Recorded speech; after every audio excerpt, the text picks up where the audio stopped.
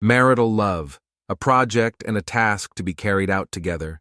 Marital love, a project and a task to be carried out together.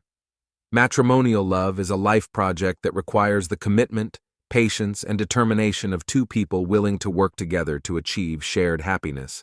It is a process of mutual learning, exchange, and communication to develop and strengthen emotional bonds, trust, support, and respect. Human childbirth, for example, is absolutely unique, different from that of animals, whatever their species. Shortly before birth, a hormonal surge causes the fetus to develop its brain well beyond what would be expected of a mammal. Monkeys live in the maternal womb, the equivalent of childhood and adolescence. On the other hand, we humans are born premature. We experience our development during childhood and youth, outside, in the field, in the family. Thanks to the power of their brains, children discover life in real time. This natural biological evolution requires stability in the couple. This is why some authors see the indissolubility of marriage as a requirement of nature rather than as a product of cultural traditions or religious beliefs, or as an invention of the state. When the initial feeling that makes us fall in love leads to marriage, love becomes a lifelong commitment to complete itself. Each spouse achieves their fullness thanks to the other. The commitment made is much more than living with. It is living for the other, that is to say, assuming one's personal vocation to love to happiness, to heaven, by giving one's life for another. Understanding the value of marriage. Marriage is a solemn and lasting commitment between two people who love each other and wish to share their lives. It is important to understand its value and responsibility in order to fully engage in this life project. Human childbirth, for example, is absolutely unique, different from that of animals, whatever their species.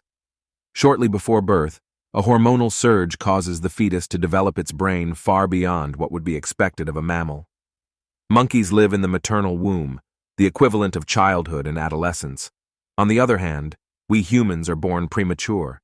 We experience our development during childhood and youth, outside, in the field, in the family.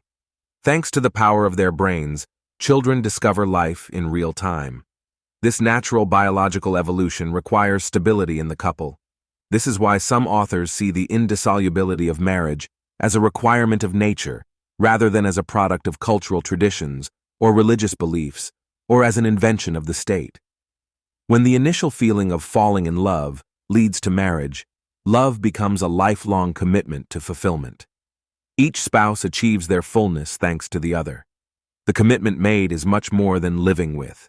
It is living for the other, that is to say, assuming one's personal vocation to love to the point of happiness, to heaven, by giving one's life for others.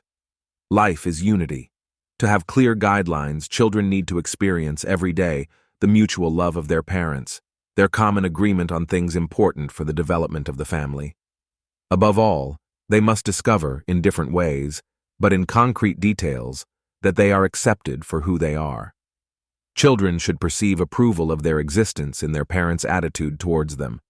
How good and beautiful it is that you are with us, that you are part of our family. Communicate and exchange regularly. Communication is the key to building and maintaining a strong and fulfilling relationship.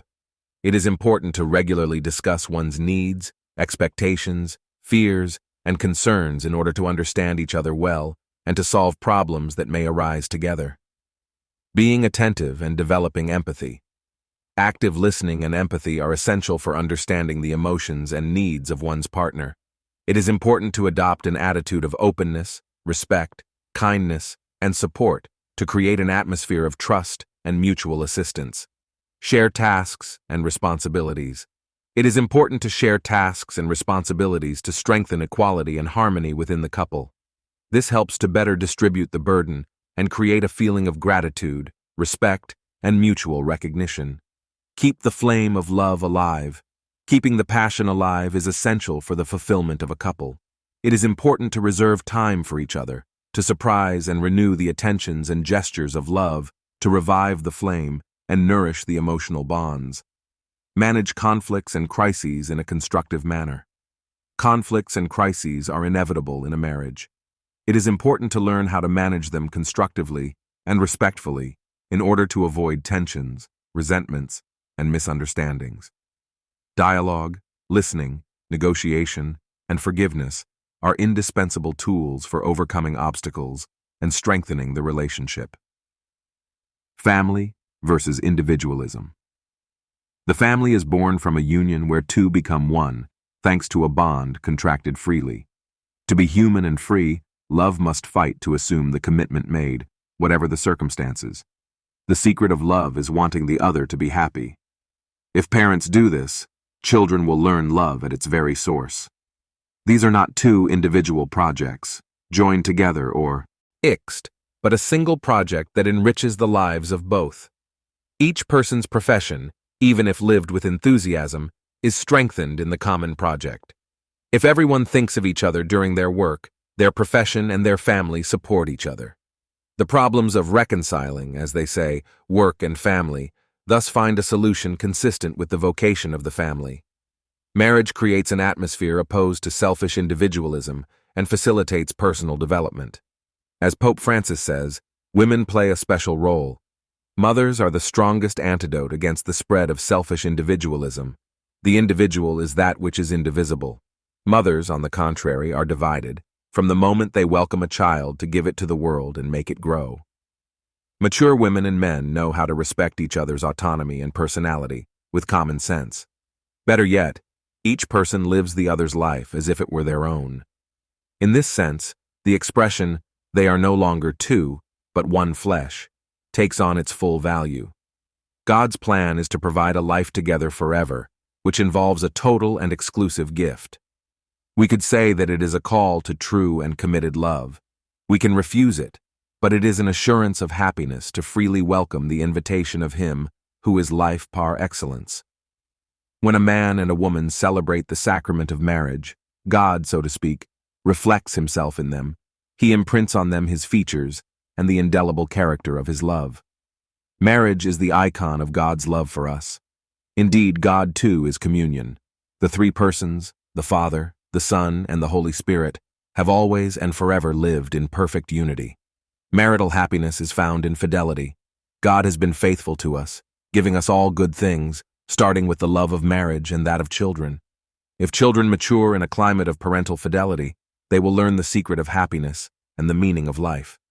Furthermore, the social edifice is built with the bricks that are families and rests on the common basis of the trust of all in everyone. If there is no loyalty in the family environment, respect or trust, there will be none in society either. In summary, marital love is a lifelong project to be carried out together, being ready to work hand in hand. With communication, listening, empathy, sharing, passion, and good conflict management, the couple can build a strong and fulfilling relationship.